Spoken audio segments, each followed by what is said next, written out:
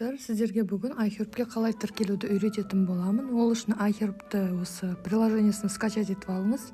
Содан кейін ашқанда регистрация фото деген кнопканы басасыз.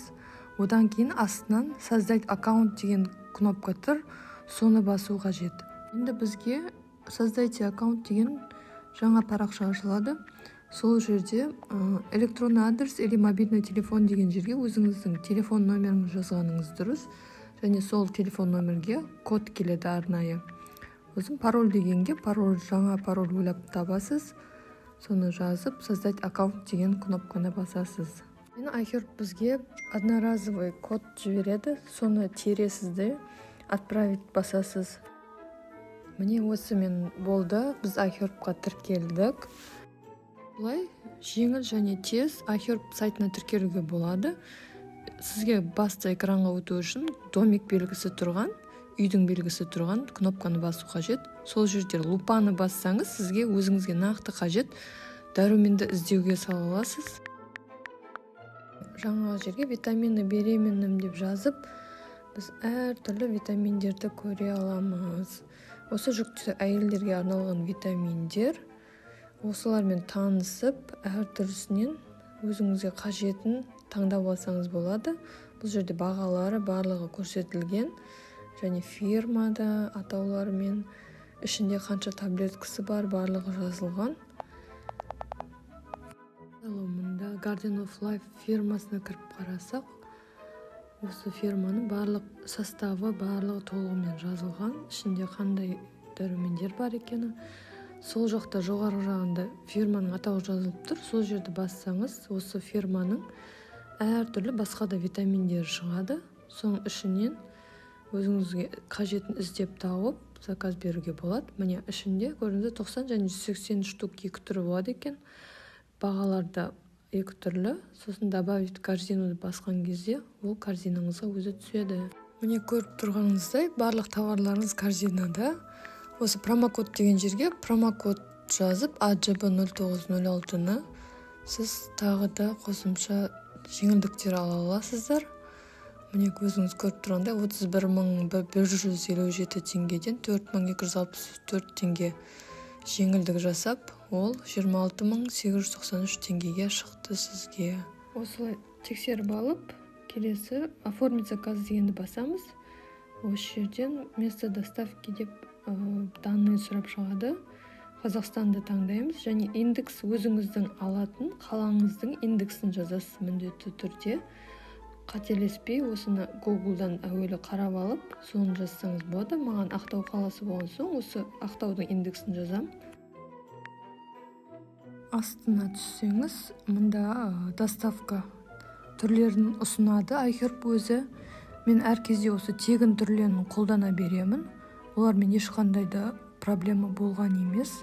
Міне белгілі суммадан заказыңыз асқан кезде сізге тегін береді. Ал бұлай 2000 теңге төлесеңіз 10 күннің ішінде әкеліп береміз деп ұсыныс жасаған. Бірақ бізге 10 күннен артық уақыт алып әкеледі. Сол үшін тегін қолданам. Ол шамамен 3 апта, 2,5 аптада жетеді біздің қалаға. Заказ деген кнопканы басып, сондағы адрес доставкиге кіреміз. Оның ішінде бірінші страна Қазақстан, одан кейін аты жөніңізді жазыңыз. Келесіне өзіңіздің тұратын область, регион немесе соны жазсаңыз болады. Сонымен қатар город деген жерге Ақтау қаласы деп өз қалаңызды белгілеңіз. Штат, регион деген жерге адресіңізді жазыңыз толықтай. Микрорайон, сосын дом, квартираны жазыңыз. Почтовый индекс обязательно қателеспей, міндетті түрде жазыңыз өзіңіз. Ең астына сонымен қатар телефоныңызды көрсетіңіз. Келгенде осы доставка жасайтын фирманың өзі хабарласады. Немесе сіз өзіңіз отслежка деген содан қарап отырсаңыз да болады. Тағы бір айтатыным, штат, регион дегенге, мысалы сіз жер үйде тұратын болсаңыз, сіз микрорайоныңызды, районыңызды көрсетіп, сонымен қатар сол жерге өзіңіздің көшеңіздің атын жазып, және үйіңізді көрсетсеңіз болады.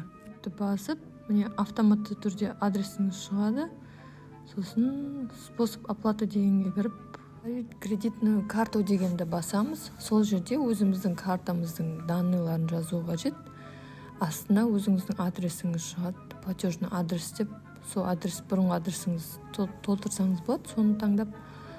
Сосын бұнда айтып кететін жағдай, сіз кредитный картамен төлер алдында сіз оплата через интернет деген доступ беруіңіз керек картаға.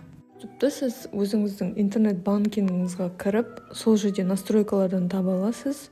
Каспий банк болса, сол Каспий банктың ішінде болады. Басқа да Халық банк болса да болады бұл жерде карта. Бізде информация таможня дегенге кіреміз. Ол сіздің посылкаңызды алып кететін фирмаға арнайы толтыратын анкета. Осы жерде барлығын номер удостоверение дегенге өзіңіз удостоверение немесе паспорттың номерін жазасыз. Аты жөніңіз, номер, сол барлығын инструкция бойынша толтырып жіберсеңіз болады. Бәрін толтырып болғаннан кейін разместить заказ деген кнопканы басыңыз.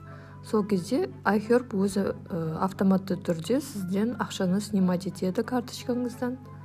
Енді сізге қалай отслежка жасау болатынын көрсетейін. Мне недавно заказы дегенде отследить заказ деген бар. Соған кірсеңіз сонда да көрінеді. Сосын веб-сайт перевозчика дегенді бассаңыз, өзінің официальный сайтына кіресіз.